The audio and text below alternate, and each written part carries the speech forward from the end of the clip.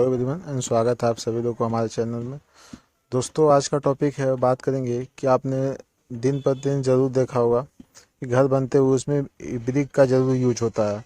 तो ब्रिक की यूज में हम लोग ब्रिक का क्या कहते हैं, कैसे उसका मैन्युफैक्चरिंग बनता कैसे है ब्रिक को, ये डिस्कस करेंगे। और साथ साथ में ये भी देखेंगे कि ब्रिक जो होता है उसका किस टेम्परेचर पे उसको पकाया जाता है भट्टी में, और ब्रिक का कंपोजिशन क्या रहता है, मतलब क्या क्या उसमें एलिमेंट डाल ऐड किया जाता है ताकि उसको ब्रिक को बनाने में।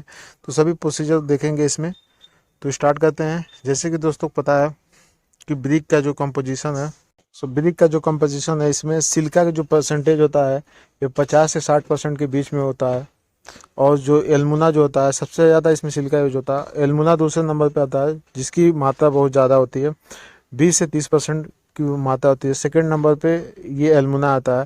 थर्ड नंबर पे देखें अगर परसेंटेज के रेशियो में, थर्ड नंबर में लाइम आता है। जो लाइम की इसमें मात्रा होती है वो 10% होती है।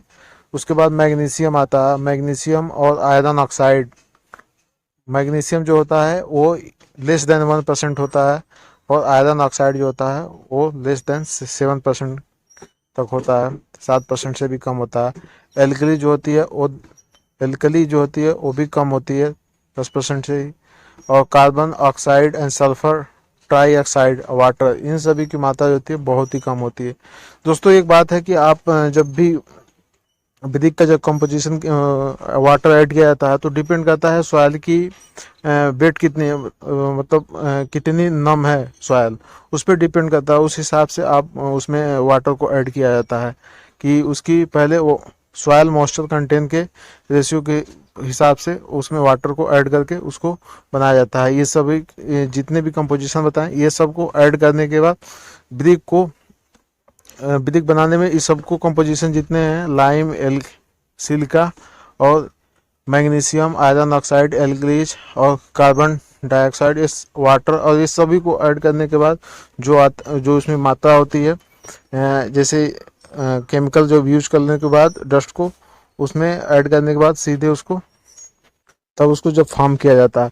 अब दोस्तों देखते हैं कि सबसे पहले जो प्रोसीजर होता है कि हम लोग को जो प्लानिंग होती है कि इसमें बनाने की, पहले होती है मटेरियल की प्रपोर्शन होती है, फिर उसके बाद फार्मिंग होती है, फिर उसके बाद ड्राइंग करते हैं, ड्राइंग के बाद उसके बाद फायरिंग करते हैं, फायरिंग मतलब उसमें आग में गर्म करते हैं।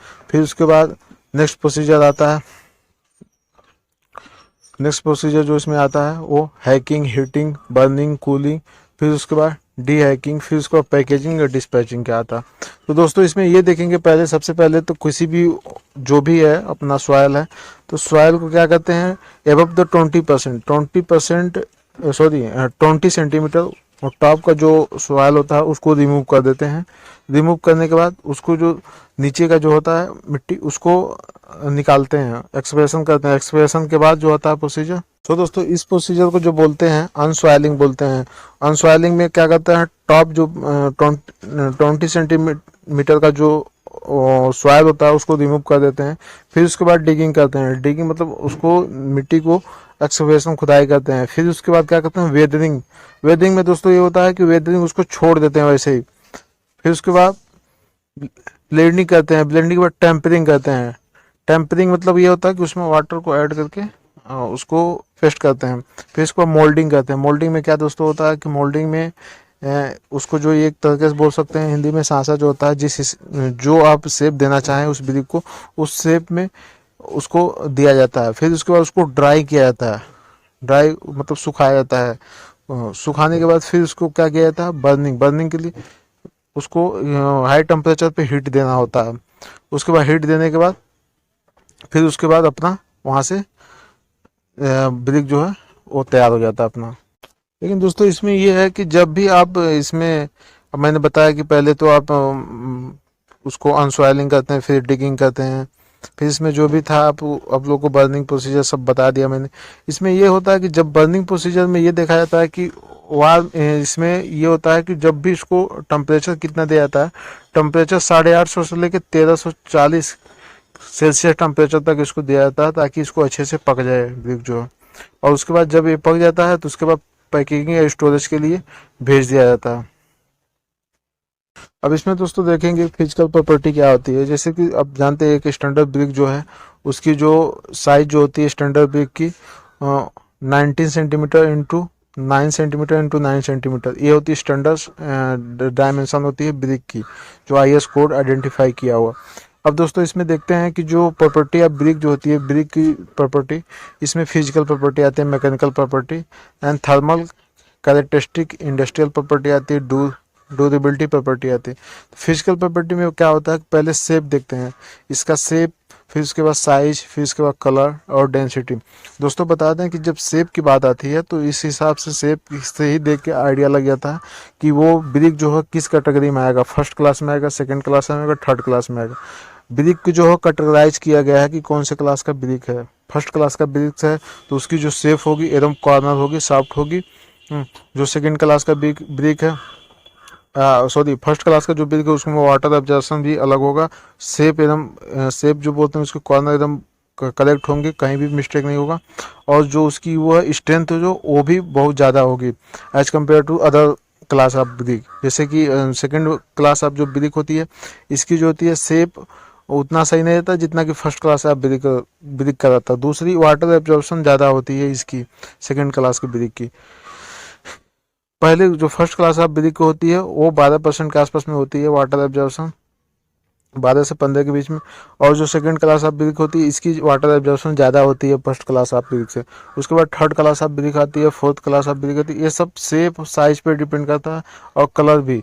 डेंसिटी दोस्तों इसमें ये है कि डेंसिटी का रोल है, डेंसिटी भी इसमें बताता है कि कौन सी ब्रिक किस कैटेगरी में आती है।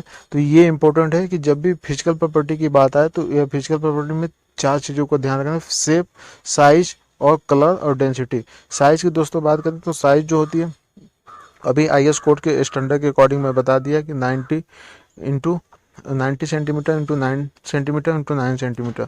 अब दोस्तों ये जो होती है हम लोग जो नॉर्मल यूज करते हैं ब्रिक, उसकी साइज देख लेते हैं। दोस्तों इसकी साइज जो होती है 235 mm into 110 mm into 70 mm होती है।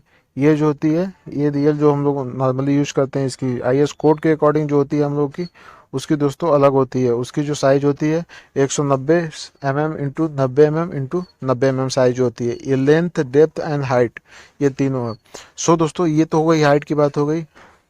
अब दोस्तों इसमें देखते हैं मैकेनिकल प्रॉपर्टी। मैकेनिकल प्रॉपर्टी में दोस्तों दो टाइप के होते हैं। पहला तो कंप्रेसिव स्ट्रेंथ चेक करना होता है, दूसरा जो होता है फ्लेक्चर स्ट्रेंथ होता है। दोस्तों बता दें जो फर्स्ट क्लास ऑफ ब्रिक है जिसमें जो बोला था ब्रिक एकदम परफेक्ट होता है, जो वो फर्स्ट क्लास ऑफ ब्रिक होता है, तो इसकी जो कंप्रेसिव स्ट्रेंथ होती है 10 N/mm² होती है। ये दोस्तों याद रखिएगा कि 10 N/mm² होती है, स्ट्रेंथ होती है इसकी।